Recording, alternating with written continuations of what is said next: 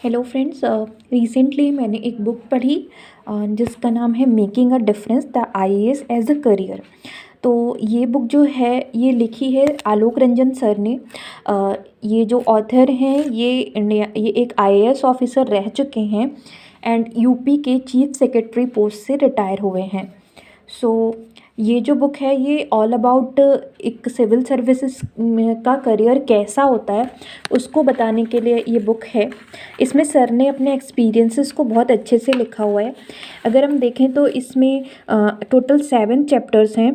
पहला है challenges and opportunities of the IAS as a career, preparing for the IAS selection and training, life in district, working with the state government, working in the government of India, a national and international perspective, the chief secretary, leader of the state bureaucracy, myths and reality about the IAS.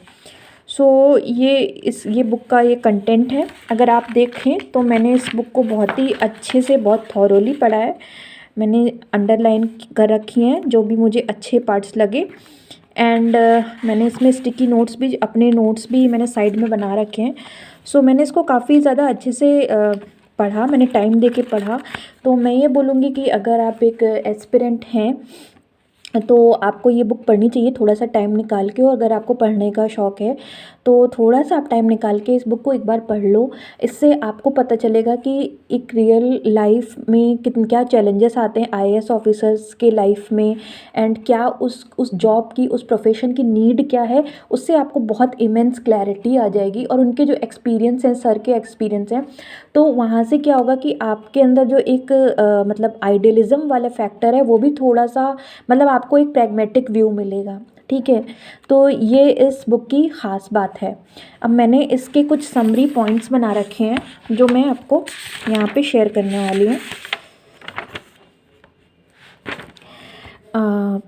पहला तो मतलब मुझे जो देखिए, book आप पढ़ेंगे तो आप अपने पॉइंट्स बना सकते हैं। आपको जो पॉइंट अच्छे लगें उसको आप नोट कर सकते हो। और सर ने काफ़ी ज़्यादा अपने एक्सपीरियंस को दे रखा है, तो हो सकता है कि आपको कोई एक्सपीरियंस कुछ ख़ास तरीके से ज़्यादा हिट करे, ज़्यादा इम्पैक्ट करे और मुझे कुछ और तरह से। तो ये मेरा पर्सपेक्टिव है। सो मैं चाहूँगी कि आप बुक को खुद पढ़ें, लेकिन अगर आप नहीं पढ़ रहे हैं तो आप इस समरी को देख सकते हैं, आपको एक आइडिया लग जाएगा बुक के बारे में।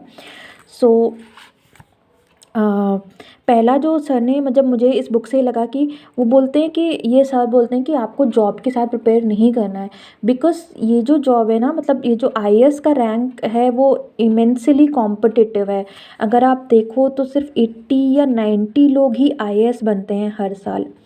ठीक है, एंड उसके लिए इमेंस कंपटीशन होता है एंड आपको 1 ईयर की एक, मतलब एक फुल टाइम जॉब की तरह आपको प्रिपेयर करना है।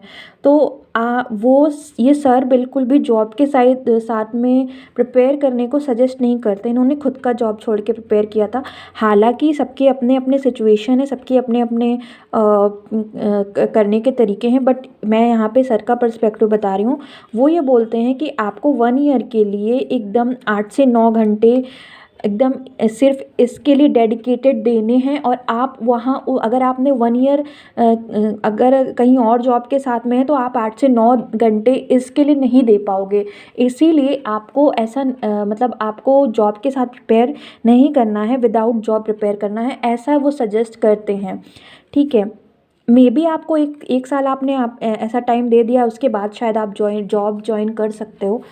फिर उसके बाद थोड़ा सा ये स्टार्टिंग से बताते हैं कि मतलब ये जो सिविल सर्विसेज है हमारी, ये कहाँ से आई है। तो आप सबको पता होगा कि ये ब्रिटिशर्स की लेगेसी है।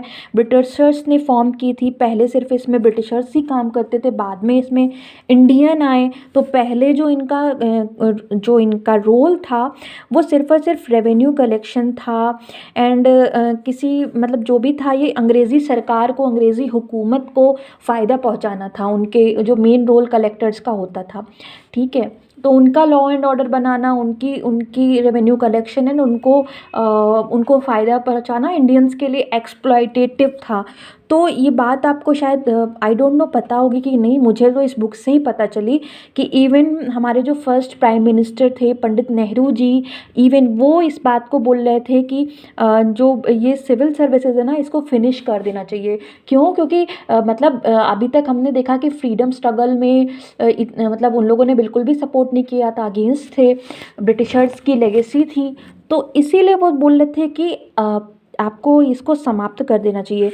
बट जो पटेल थे, हमारे पटेल जी थे, सरदार वल्लभ भाई पटेल जी थे, उन्होंने ऐसा बोला कि नहीं, इसको हम फिनिश नहीं करेंगे, इसको हम इंडियन वे के लिए यूज़ करेंगे, इंडियन ग्रोथ के लिए, इंडियन डेवलपमेंट के लिए यूज़ करेंगे। सो उसमें जो फर्स्ट बैच था, उसको जो स्पीच दी थी पटेल जी ने, उस स्पीच को बहुत अच्छा सा इसमें दिया हुआ है, उसको अगर आप बोलोगे तो मैं पढ़ दूँगी, ठीक है। तो ये इनका मतलब ये चीज़ मुझे बहुत अच्छी लगी कि मतलब इसमें जो पटेल जी का विज़न था, उसकी वजह से ये ज़िंदा है आज सिविल सर्विसेज, ठीक है।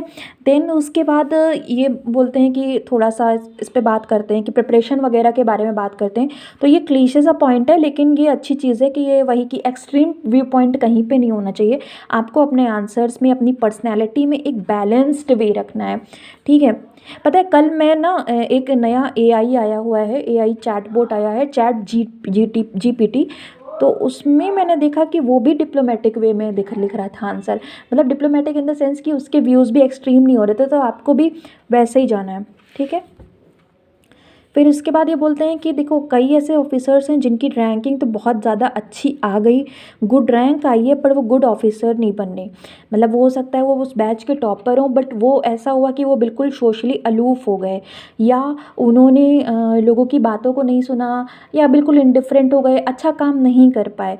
सो ऐसा नहीं है कि जिन लोगों को आप देखते हैं कि जिनकी रैंक बहुत अच्छी आई है, वो बहुत अच्छे ऑफिसर्स भी बनेंगे, इस बात की गारंटी नहीं होती है। तो इट मे बी पॉसिबल कि बहुत लोग ऐसे हों जो सिविल सर्विसेज के लिए नहीं बने हैं, वो कोई अच्छा एकेडमिशियन हो सकते हैं, कोई अच्छे रिसर्चर हो सकते हैं, कोई अच्छे डॉक्टर हो सकते हैं। तो बिल्कुल उन्हें उस फील्ड के लिए ट्राई करना चाहिए, सबका एप्टीट्यूड इस जॉब के लिए नहीं होता है। तो ये बात ये बोलते हैं, ठीक है। फिर इसके बाद ये अपने जो पूरे आईएएस का इनका जर्नी है, इस जर्नी को ये 3 डिफरेंट पार्ट में बताते हैं। उसको मैं अपने नेक्स्ट वीडियो में कंटिन्यू करती हूँ। Thank you.